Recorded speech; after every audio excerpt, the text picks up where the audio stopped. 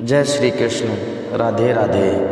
दोस्तों, किसी ने बड़े कमाल की बात कही है कि अपने जीवन को ऊपर वाले को सौंप दो, क्योंकि आप जीवन भर में जो कर सकते हैं उतना तो वो एक पल में कर सकता है। तो आइए मैं आपको सुनाता हूँ एक छोटी सी कहानी। महाभारत के युद्ध के शुरू होने से पहले युद्ध भूमि को तैयार किया जा रहा था। कुरुक्षेत्र की भूमि को समतल बनाया जा रहा था, पेड़ों को हटाया जा रहा था। उस युद्ध भूमि का मुआयना करने के लिए एक दिन पहले निरीक्षण करने के लिए भगवान श्री कृष्ण और उनके मित्र धनुर्धर अर्जुन पहुँचे। वो मुआयना कर रहे थे, देख रहे थे कि मैदान में तैयारी, युद्ध क्षेत्र की जो तैयारी है वो किस तरीके से चल रही है। तभी एक चिड़िया उड़ती हुई आई और भगवान श्री कृष्ण के पास आकर के बोली कि भगवान, मुझसे क्या गलती हो गई, मेरी दुनिया आपने उजाड़ दी।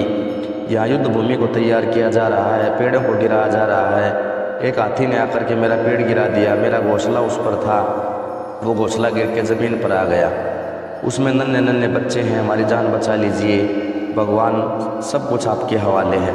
भगवान श्री कृष्ण ने शांत स्वभाव में कहा कि इसमें मैं क्या कर सकता हूँ, मैं तुम्हारी कोई मदद नहीं कर सकता। यह तो नियति का पहिया है, समय का पहिया घूमता चला जाता है, इसमें मैं क्या कर सकता हूँ बताओ। वो चिड़िया रुआसी होकर के बोली कि भगवान, मुझे बस एक इजाज़त दे दीजिए। भगवान ने कहा कि बोलो क्या पूछना है, क्या इजाज़त चाहिए। उस चिड़िया ने कहा कि भगवान, मैं आप पर विश्वास तो कर सकती हूँ ना। भगवान श्री कृष्ण ने हाँ भर दी।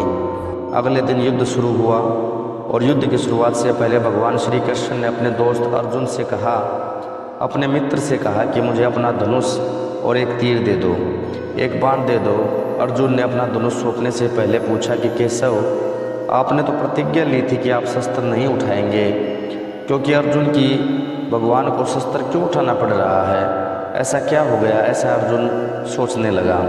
तो भगवान श्री कृष्ण ने कहा कि उस सामने हाथी देख रहे हो, उस हाथी ने उस चिड़िया का घोंसला गिराया, उस पेड़ को नष्ट कर दिया जिस पर उस चिड़िया का घोंसला था। मुझे कुछ तो करना पड़ेगा ना। अर्जुन समझ गया भगवान श्री कृष्ण ने धनुष क्यों लिया है। एक तीर छोड़ा, लेकिन ये क्या, वो तीर जा कर के हाथी को लगा ही नहीं। उसके गले में घंटी लटकी थी, उस पर जा कर के लगा। वो घंटी नीचे ज़मीन पर गिर गई। अर्जुन हंसने लगा और कहने लगा कि माधव, आपसे नहीं हो पाया, मुझे मौका दीजिए, 1 मिनट में उस हाथी को नष्ट कर दूंगा, ख़त्म कर दूंगा। भगवान ने कहा कि नहीं नहीं, हो गया है, बस इतना ही काफ़ी था। अर्जुन ने भी ज़्यादा सवाल जवाब नहीं किए। 18 दिन तक युद्ध चला और उसके बाद जब पांडवों की जीत हुई तो एक बार फिर से उस मैदान को साफ किया जा रहा था, क्योंकि काफ़ी युद्ध के बाद में जो नुकसान हुआ था, बहुत सारा सामान गिरा पड़ा था, साफ सफाई चल रही थी। भगवान श्री कृष्ण एक बार फिर से अपने दोस्त, अपने मित्र अर्जुन के साथ में उसकी भूमिका करने के लिए निकले और अर्जुन से कहा कि एक काम कीजिएगा, मेरे रथ से नीचे उतरिए और जा कर के वो घंटी जो नीचे रखी है उसको हटा दीजिएगा। अर्जुन चौंक गया कि हमने युद्ध जीत लिया है, हम इतने महान बन चुके हैं और ये भगवान श्री कृष्ण ने मुझे घंटी उठाने के लिए, युद्ध भूमि की साफ सफाई करने के लिए कह रहे हैं। लेकिन जानता था कि भगवान हैं, कुछ भी कह सकते हैं।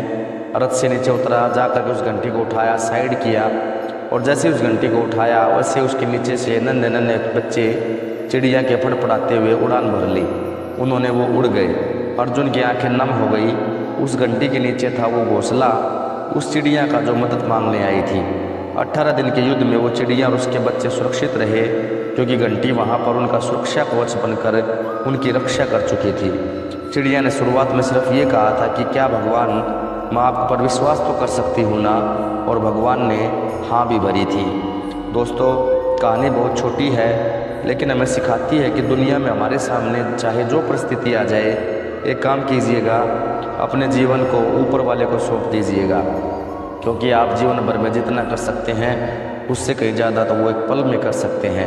हमेशा आपसे कहता हूँ कि ऊपर वाले के आशीर्वाद के साथ, अपनी सच्ची मेहनत के साथ और अपनी फैमिली के प्यार के साथ कर दिखाओ कुछ ऐसा कि दुनिया करना चाहे आपके जैसा।